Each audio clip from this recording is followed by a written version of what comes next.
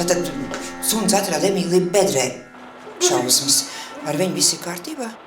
Emīlija mums visu izstāstīja. Nevar būt, Markus neko tādu nevar izdarīt. Tu tiešām esi tik akli un tu neredz, kāds viņš ir. Paskaties, šito tīrā varmācību. Viņš ir psihiski slims. Man šeit nepatika, šeit vairs negribu dzīvot, un tev nav nekādas tiesības uz mani! Cik esmu izdevies stulbens, ko tur man māsas darīja?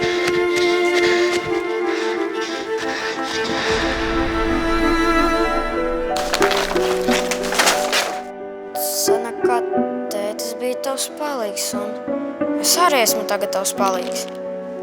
Tev sanāk. No tā puikas nav nekādas jēgas. Viņam ir vajadzīga māte. Bērns tā ir dāvana. Patiesībā man jau no paša sākuma nebija vajadzīga tā sasodītā dāvana. Lūdzu, tu turies no Markusa un manis pa gabalu.